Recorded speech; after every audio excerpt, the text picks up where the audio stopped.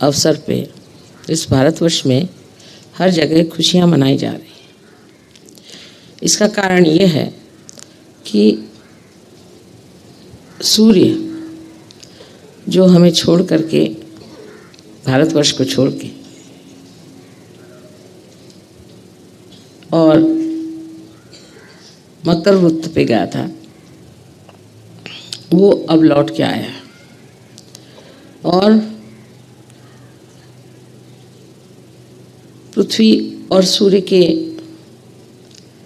युति के साथ जो जो वनस्पतियाँ, खाद्यान्न आदि चीज़ें होती हैं, वो सब होने का अब समय आ गया है। और जो पेड़ सर्दी में पूरे पत्तों से दूर हो गए थे, पूरी तरह से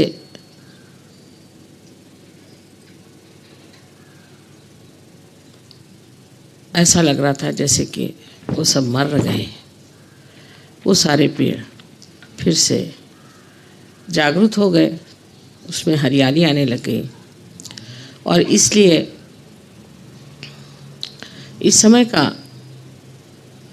जो विशेष है कि पृथ्वी फिर से हरभरित हो जाएगी, सारे ओर फिर से कार्यक्रम शुरू हो जाएंगे।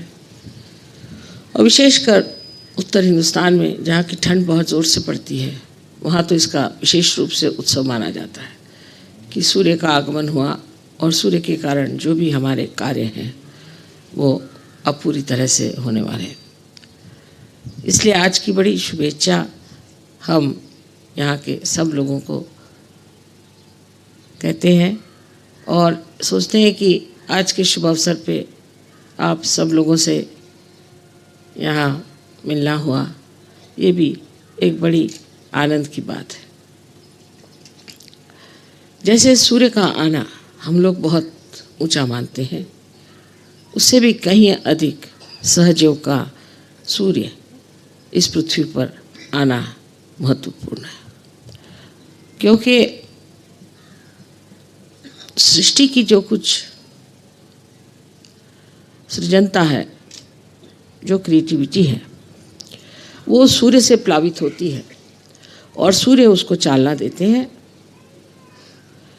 और परम चैतन्य की जो सृजन शक्ति है, उसका जो कृतकार्य है, उसको चालना सहयोग से मिली है। अभी तक परम चैतन्य जो था वो किसी कार्य में संपन्न नहीं हो पाया था। उसकी वजह ये थी कि उसका सूर्य अभी तक उस के प्रांगण में उतरा नहीं था। लेकिन अब ये सूर्य ये परम चैतन्य के प्रांगण में उतर गया है और इसके कारण आप सबके अंदर उसका प्रकाश आया। उस प्रकाश के कारण आपकी कुंडलिनी जागृत हो गई और आपके अंदर जो एक सृजन भूमि थी वो पूरी तरह से हरित हो गई। और इस सृजन भूमि को आप इस तरह से बना रहे हैं कि सारे संसार को इससे लाभ हो सकता है।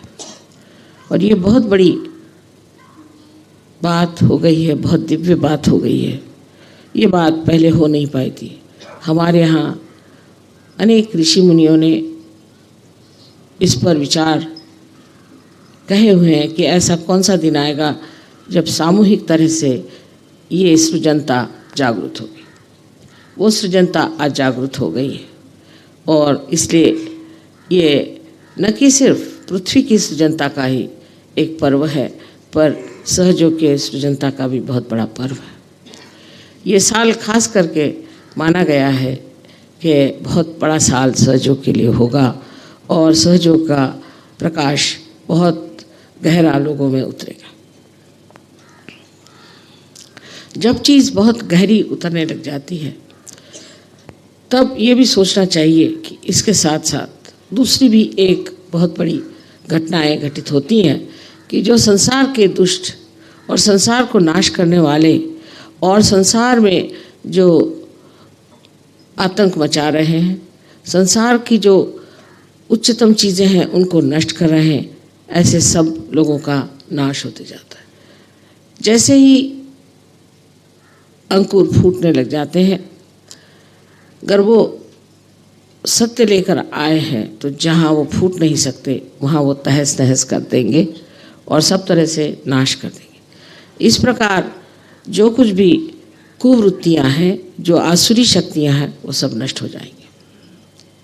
जैसे कि सूर्य के आने के बाद सारा तम, सारा अंधकार नष्ट हो जाता है, उसी प्रकार सहयोग के प्रकाश के आने पर सारे संसार का अज्ञान का अंधकार, दुष्टता का अंधकार पूर्णतया नष्ट होना चाहिए। सो आज उस कगार पर हम खड़े हैं कि यहाँ से एक बहुत ऊंची उड़ान हमें लेनी है और इस उड़ान में हमें सोच लेना चाहिए कि हमारे अंदर जो कुछ भी बोझ है उसे हमें हल्के कर लेना चाहिए। हमारे अंदर अनेक तरह की प्रणालियाँ हैं, अनेक तरह की हमारे यहाँ गलत धारणाएं हैं, उसी प्रकार हमारे अंदर हर एक तरह की अंधता, ये सब अंधता को हमें छोड़ देना चाहिए और एक पूर्णतया निस्संग होकर के हमें इस उड़ान को लेना। और जो लोग उससे दूर नहीं होंगे, जो उससे अपने को अलग नहीं करेंगे, वो लोग इस उड़ान को नहीं ले पाएंगे। आप लोग सब सहयोग की महत्ता जानते हैं, उसकी दिव्यता जानते हैं। आप सर्वसाधारण नहीं हैं और इसलिए ये मैं बात कहना चाहती हूँ कि जिसे और ऊंचा उड़ना है और ऊपर उठना है, उसे ये जो अपने ऊपर लादी हुई बहुत सारी कुसंस्कारों की बेड़ियाँ हैं उनको छोड़ देना चाहिए। इसी प्रकार हमारे अंदर अहंकार की और अहम भाव की एक बहुत ज़्यादा पहाड़ी जैसे दशा है। इस पहाड़ को भी हमें पूरी तरह से नष्ट कर देना चाहिए और ये करने का तरीका ध्यान, धारणा और पूरी तरह से सहयोग में रत होना, उससे पूरी तरह से शरण हो जाना ही है। जो मनुष्य सहयोग में, शरणागत में नहीं आता है, वो अभी भी बहुत आधा है और हो सकता है कि इस उड़ान के दौरान वो पीछे ही रह जाए और फिर उसी नर्क में जाए जहाँ पर और लोग जाने वाले हैं। इसलिए ज़रूरी है कि सब लोग पूरी तरह से प्रयत्न करें। आधा अधूरा प्रयत्न करने वाले लोग जो भी सामने आते हैं और कोशिश करते हैं, उनके लिए यही मैं कहना चाहती हूँ कि आधा अधूरापन कृपया छोड़ दीजिए, क्योंकि इस आधे अधूरेपन से आप कोई भी चीज़ को प्राप्त नहीं कर सकते। तब आप उस महान स्थिति को कैसे प्राप्त करते हैं जिसके लिए लोग हजारों वर्ष तक तप आदि करके अपनी स्वच्छता करते थे। अपने को किसी तरह से गिराने की या किसी तरह से शापित करने की ज़रूरत नहीं, किंतु ये जान लेना चाहिए कि आज हम एक शीशे के सामने खड़े हैं और हमारे अंदर दिखने वाले सारे दोषों को हमें पूरी तरह से लय कर देना चाहिए। जब आप अपने से हटकर अपने को देखेंगे तो आप इसे समझ जाएंगे कि ये सारी चीज़ें हमें नष्ट करेंगी।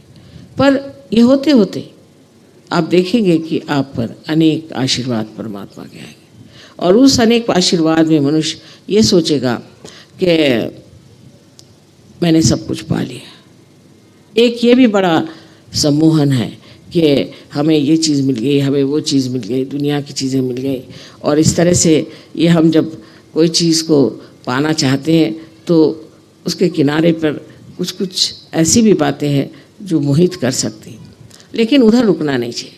अपने को तो परम गति को प्राप्त करना चाहिए।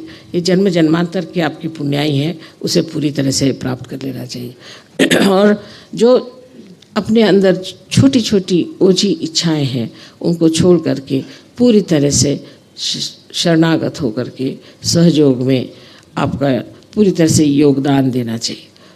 जिसने ऐसा किया वही पाएगा, और जो ये नहीं कर पाएगा किसी भी वजह से, सो ये मैं बता सकती हूँ कि परमात्मा के भी दरबार में इतनी जगह नहीं।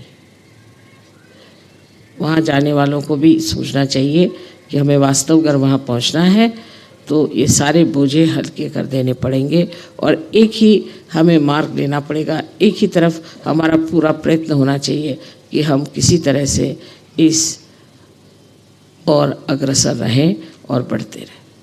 हर साल आपको चाहिए कि आप अपनी छानबीन करिए कि जो हम पिछले साल थे उससे आज क्या हो गए। हम बहाने बना रहे हैं या हम कुछ सोच रहे हैं कि हमें ये करना है, हमें वो करना है, वो ज़रूरी है, ये ज़रूरी है, या हृदय से हम चाहते हैं कि हम उन्नत हों।